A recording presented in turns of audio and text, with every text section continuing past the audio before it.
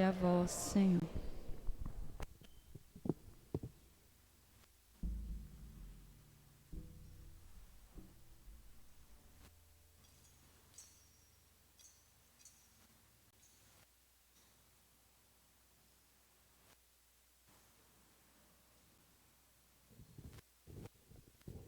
Naquele mesmo dia, o primeiro da semana, dois dos discípulos de Jesus iam para um povoado chamado Emaús, diante 11 quilômetros de Jerusalém.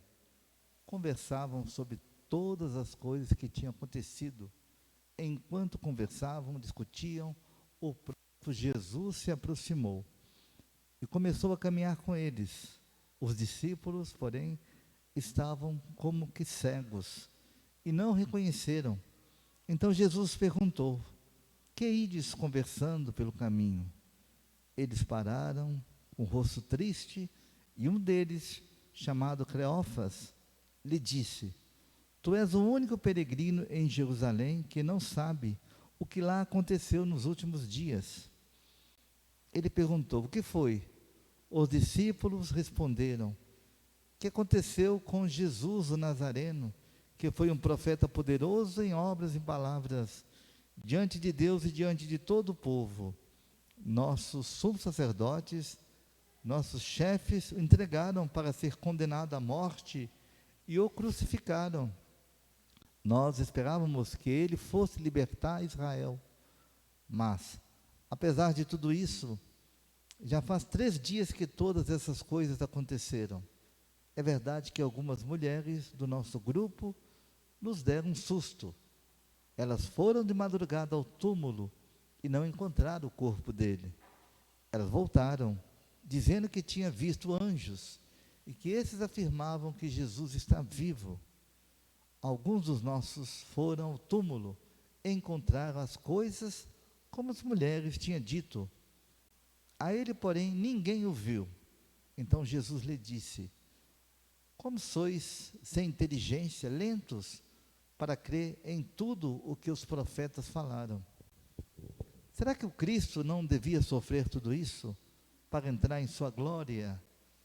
Começando por Moisés, passando pelos profetas, explicava aos discípulos todas as passagens da Escritura que falavam a respeito dele. Quando chegaram perto do povoado, para onde iam, Jesus fez de conta que ia mais adiante. Eles, porém, insistiam com Jesus, dizendo: fica conosco, pois já é tarde e a noite vem chegando. Jesus entrou para ficar com eles. Quando se sentou à mesa com eles, tomou o pão, abençoou, partiu e lhes distribuiu. Nisso os olhos dos discípulos se abriram e eles reconheceram Jesus. Jesus, porém, desapareceu da frente deles. Então um disse ao outro: não estava ardendo o nosso coração quando ele nos falava pelo caminho e nos explicava as Escrituras? Naquela mesma hora, eles se levantaram e voltaram para Jerusalém, onde encontraram os 11 reunidos com os outros. E esses confirmaram: realmente, o Senhor ressuscitou e apareceu a Simão. Então os dois contaram o que tinha acontecido no caminho e como tinham reconhecido Jesus ao partir o pão. Palavra da salvação. Glória a vós, Senhor.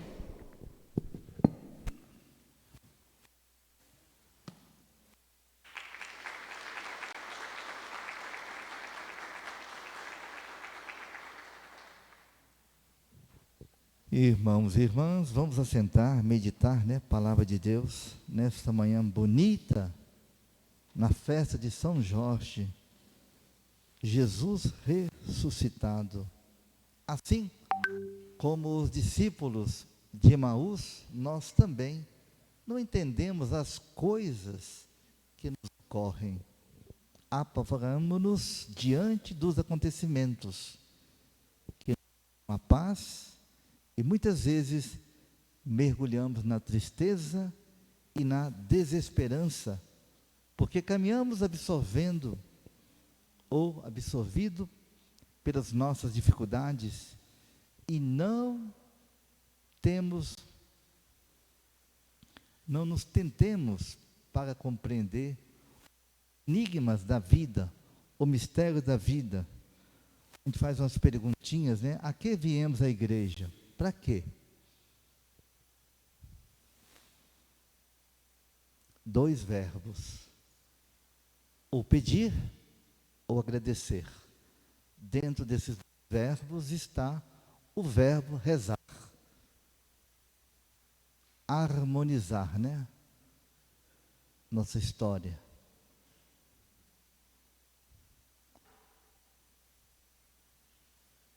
Parece até que chegamos ao final do nosso caminho e não temos mais para onde correr. Como somos sem inteligência, lentos para crer em tudo que os profetas falaram. Essa semana eu vi uma coisa interessante, né? Às vezes nós não partilhamos, só partilhamos coisas que não prestam. Não é verdade? É verdade. Então é bom partilhar coisas interessantes, boas, que fazem a gente crescer, né? Somar força para continuar Jesus ressuscitado dentro de nós. Importante que eu vi foi a palavra o tempo. O tempo passa. Às vezes nós apegamos, né, ao dinheiro, ao poder, os aplausos, essas coisas de rede social, TikTok, Instagram, sei lá mais o que eu nem, cada dia vai aparecendo mais coisas, né? O tempo.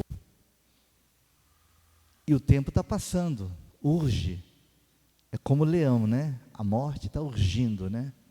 Eu sempre brinco, quando ela apaixonar, não tem mais jeito, né? No momento ela está namorando todo mundo, né? A morte. Por isso é importante, né? Parar, pensar o tempo. Às vezes a gente só tem consciência do tempo quando a gente vai lá no cemitério, né? Não é verdade? Aí os olhos se abram, né? O mistério da vida, do ser, da existência. Então é tempo, o tempo. É difícil também para nós, reconhecer que o Senhor ressuscitado está muito perto de nós, que parte o pão para nós e suscita no nosso coração coisas importantes para a nossa vida. A certeza de que o Senhor ressuscitado está perto de nós dá toda a nossa compreensão diante dos fatos que roubam o nosso sossego. E cada um sabe, né?